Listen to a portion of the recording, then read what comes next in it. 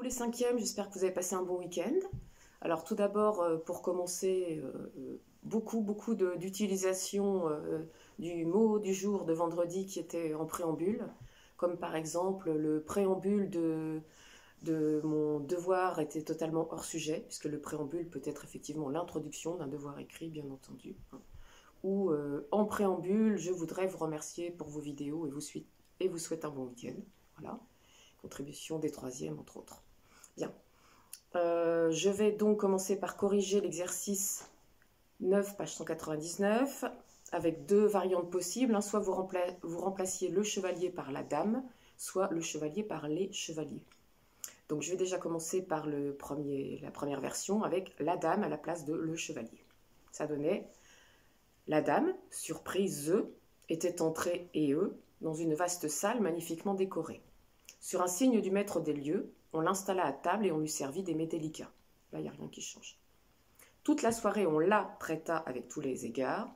À la fin du repas, au moment où heureuse et rassasiée elle allait prendre congé, entra un étrange personnage.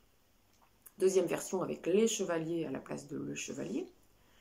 Les chevaliers surpris ne bouge pas parce qu'il y avait déjà un S à la base, étaient AIENT, entrée et S, puisque le participe passé employé avec être s'accorde toujours, contrairement au participe passé employé avec avoir, qui ne s'accorde pas, sauf s'il y a un COD placé avant, comme tout le monde le sait, bien entendu.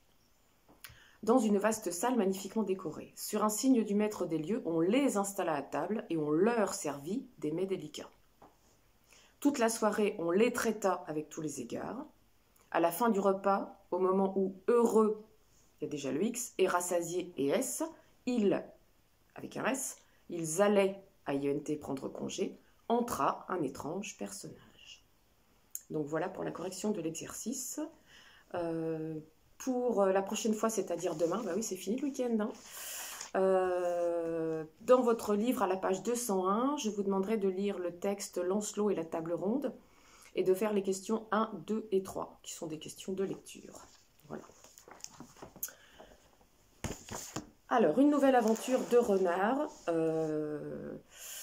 enfin, plutôt une plainte d'un personnage à l'égard de Renard, puisque à un moment donné, le roi noble le lion va être sommé de juger et punir Renard, donc ils vont tenir un procès, tout comme les êtres humains, puisque les personnages sont personnifiés dans le roman de Renard, on l'a déjà dit. Et les animaux vont défiler à tour de rôle pour témoigner, pour se plaindre. Et donc là, il s'agit de la version de la poule peinte. Et c'est donc le plaidoyer de Peinte. Un plaidoyer, c'est un discours censé émouvoir. Le plaidoyer de Peinte. La poule peinte fait appel à la justice du roi pour venger le meurtre de sa sœur tuée à coups de dents par Renard. Pour Dieu, nobles bêtes et chiens et loups, tant que vous êtes, conseillez donc la malheureuse que je suis. Je maudis l'heure où je suis né. Naguère, mon père m'avait donné 5 frères. Renard le vaurien les a tous mangés. Quelle perte irréparable, quelle terrible douleur. Ma mère m'avait donné 5 sœurs, de toutes jeunes filles et des gamines, les belles poules qu'elles étaient. Girard Dufrette les soignait et les nourrissait pour la ponte, en pure perte, hélas, le pauvre homme. Renard ne lui en a pas laissé une seule vivante. Toutes sont passées par sa gueule. Et maintenant, vous qui reposez dans cette civière, ma douce sœur, ma chère amie, comme vous étiez tendre et grasse, qu'adviendra-t-il aujourd'hui de votre sœur, la malheureuse, qui vous regarde le cœur plein de douleur? Renard, que les flammes de l'enfer te brûlent. Que de fois tu nous auras maltraités, chassés et massacrés. Que de fois tu auras déchiré nos pelisses.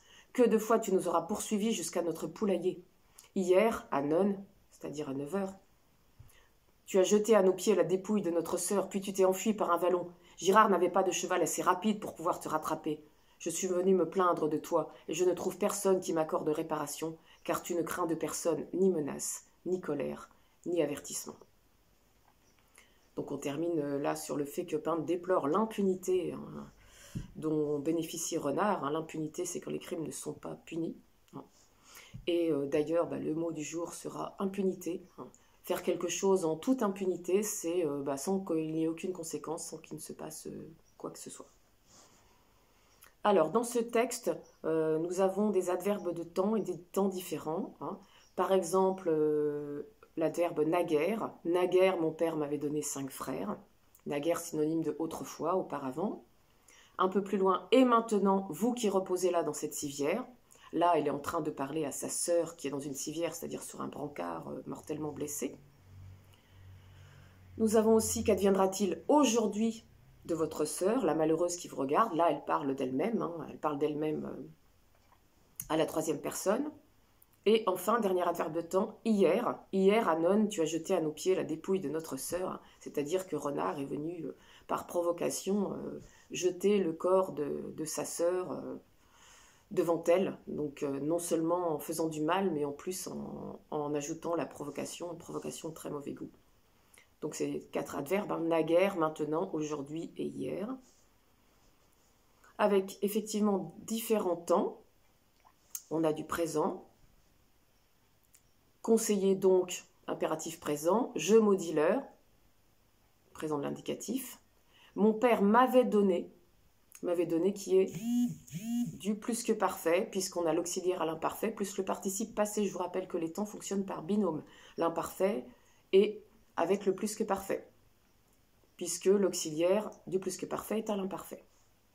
On a également comme plus que parfait, ma mère m'avait donné 5 sœurs. Puis de l'imparfait, Gérard Dufret les soignait et les nourrissait. Là, on a le temps simple qui correspond. Le temps simple, c'est-à-dire celui qui n'a qu'une partie, contrairement au temps composé qui sont toujours en 2 parties, l'auxiliaire à un temps donné et le participe passé ensuite. Alors, qu'adviendra-t-il? Ici, nous avons du futur, bien entendu. Que de fois tu nous auras maltraités. Donc ici, on a l'auxiliaire au futur, plus le participe passé. Donc le futur fonctionne avec quel temps composé? Non. Non plus. Mais non, le futur antérieur, bien entendu. Nous avons également du passé composé. Tu as jeté. Passé composé, temps composé avec l'auxiliaire au présent qui fonctionne donc avec le temps de base qui est le présent de l'indicatif. Toujours au passé composé, tu t'es enfui. Et on retrouve du présent à la fin. Hein. Je ne trouve personne et tu ne crains ni menace, ni colère, ni avertissement, etc., etc. Alors, je vais vous citer différentes actions du texte et je vais vous demander d'essayer de les placer sur un axe chronologique. Axe chronologique, hein, vous savez qu'on va de la gauche vers la droite. À gauche, c'est le passé et vers la droite, on va vers le présent et vers le futur à venir dans une flèche qui n'est pas terminée. Alors, petit a, je maudis Renard. Petit b, qu'adviendra-t-il de moi? Petit c, je suis venu me plaindre. Petit d, que de fois tu nous auras poursuivis. Petit e, Renard s'est enfui. Petit f, Renard a tué ma sœur. Petit g, ma mère m'avait donné 5 sœurs. Donc vous placez les lettres sur l'axe chronologique. Je répète, a, je maudis Renard. B, qu'adviendra-t-il de moi? C, je suis venu me plaindre. D, que de fois tu nous auras poursuivis. E, Renard s'est enfui. F, Renard a tué ma sœur. G, ma mère m'avait donné 5 sœurs. Alors, un peu de vocabulaire du Moyen-Âge pour terminer. Alors, par exemple, au Moyen-Âge, une poule était appelée également une géline. Les paysans s'appelaient des vilains. Hein, rien à voir avec le fait d'être méchant. Le vassal était la personne qui servait un seigneur. Hein, c'était celui qui était juste en dessous et le seigneur avait autorité sur lui. Les vêtements qui servaient de manteau, hein, qui étaient doublés de fourrure, s'appelaient des pelisses. Quelqu'un qui se lamentait, on disait qu'il était dolent, D-O-L-E-N-T. Ronchonner, c'était maugréer, qu'on utilise encore un petit peu aussi, mais qu'on retrouve dans les textes du Moyen-Âge. Et se moquer de quelqu'un ou le tromper, c'était gaber. Voilà pour ces petits mots du Moyen-Âge. Je termine par un petit point sur les compléments du nom. Alors, les compléments du nom, je vous rappelle qu'ils servent à préciser le nom, qu'ils font partie du groupe nominal. Par exemple, le chat de ma tante est malade. Le complément du nom, c'est de ma tante. Le vase à fleurs est tombé. Le complément du nom, c'est à fleurs. La gare de Lyon est immense, le complément du nom c'est de Lyon. Et le jardin des voisins est très petit, le complément du nom c'est des voisins. Alors, autre exemple, le roman de Renard est un roman du Moyen-Âge. Le roman de Renard, le complément du nom est de Renard. Et roman du Moyen-Âge, complément du nom du Moyen-Âge. Les victimes du Goupil sont avides de vengeance. Complément du nom du Goupil. Je vous rappelle que Goupil, c'était le mot qui signifiait renard, puisqu'ensuite la célébrité des aventures de Renard a fait que c'est devenu un nom commun et que maintenant on ne dit plus un Goupil, mais un renard. Donc toutes ces victimes viennent demander la justice du roi, complément du nom du roi. La pêche aux anguilles est l'un des pièges les plus cruels du diable roux, complément du nom aux anguilles. Voilà pour ces quelques compléments du nom dont on reparlera ultérieurement. Bien, c'est tout pour aujourd'hui. Donc je vous rappelle le texte à lire sur Lancelot et la petite chronologie à compléter d'après le texte du plaidoyer de Pinte. Remettre dans l'ordre de l'action la plus ancienne à l'action la plus proche sur l'axe des temps. Voilà. Bonne journée, au revoir. Ah oui, et le mot du jour, eh ben, je l'ai déjà oublié. Le mot du jour, je ne sais plus.